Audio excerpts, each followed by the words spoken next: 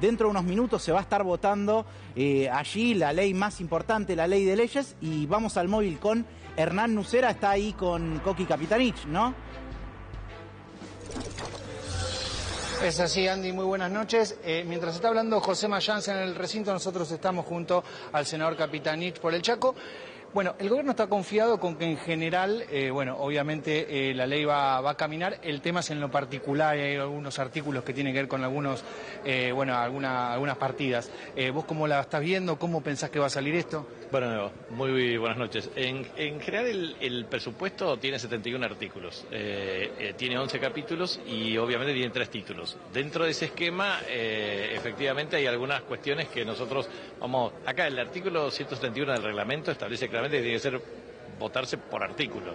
Pero bueno, ahí entonces... En este caso fue por capítulo, claro. Capítulo, etcétera. Pero bueno, nosotros vamos a fijar nuestra posición, pero principalmente hay artículos claves, como por ejemplo el 12, que tiene que ver con las asimetrías en materia... El capítulo 2, claro. El 2, claro, que es el tema de financiamiento universitario. 7,3 versus 4,78. O sea, ahí hay 2,5 billones de pesos de diferencia. La segunda cuestión es el presupuesto que tiene que ver con el artículo 30, este tema de 200 millones de dólares que no, o sea, que se extingue claramente para las escuelas técnicas, artículo 52.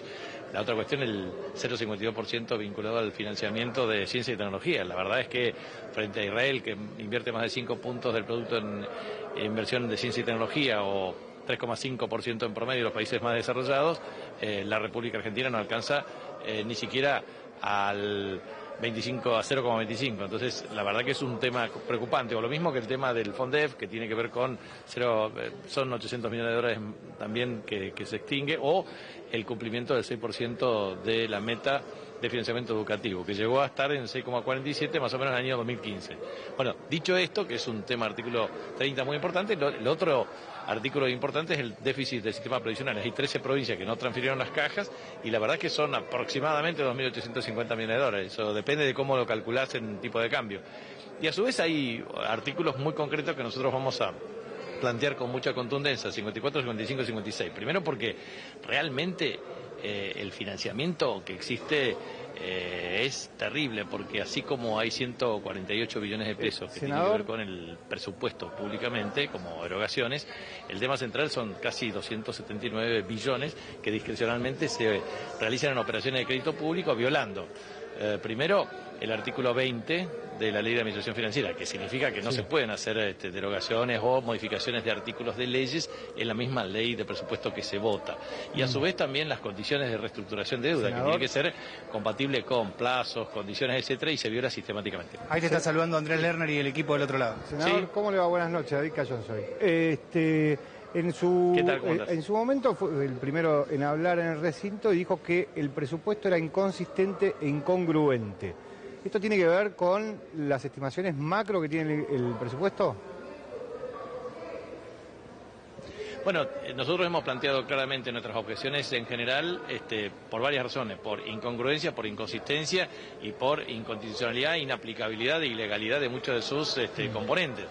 Planteamos la incongruencia que por un lado estamos cercenando las posibilidades efectivamente de financiar la emergencia por discapacidad del financiamiento universitario y compramos aviones en desuso de Dinamarca, o eventualmente le regalamos impuestos a las personas que tienen más dinero y efectivamente no podemos financiar cuestiones que son extremadamente urgentes. Entonces, la verdad que hay una incongruencia en términos de prioridades por parte del presupuesto público. Por un lado, se pretende justificar un ajuste cruel, inhumano e insensible, y por el otro lado se generan las condiciones como, por ejemplo, 1.500 millones de dólares a cerealeras que efectivamente se beneficiaron con políticas discrecionales por parte del Poder Ejecutivo.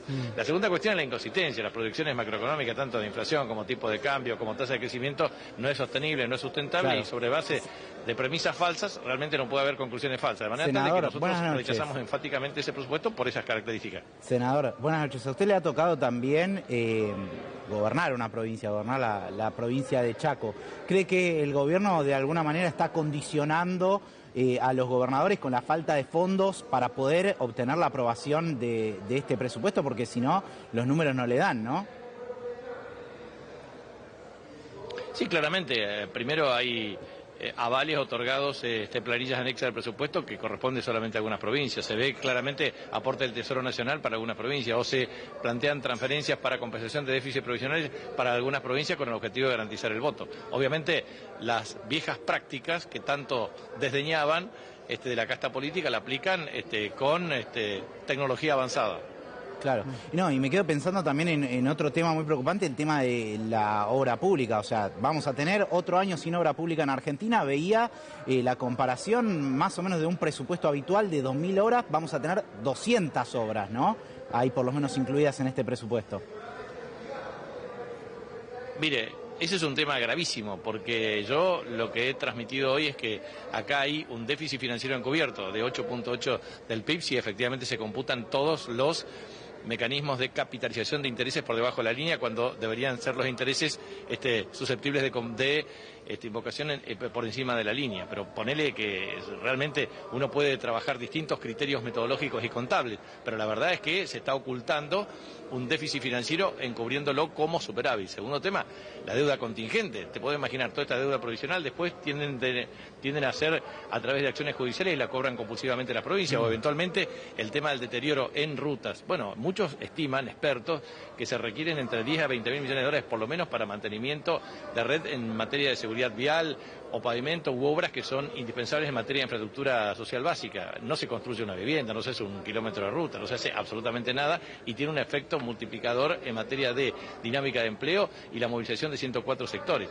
Eso por citar algunas de estas cuestiones. Entonces, también es muy importante ver cómo atacan al INTA, cómo atacan al INTI, cómo se financian a través de la CIDE, y por un lado dicen CIDE 100.000 millones de pesos, y por el otro lado Garrahan no tiene presupuesto. Entonces, estas cuestiones que son las incongruencias y las inconsistencias del presupuesto son las que nosotros cuestionamos y que efectivamente estamos ya próximos a votar. Así que yo te dejo porque ya estoy en las fundamentaciones en particular.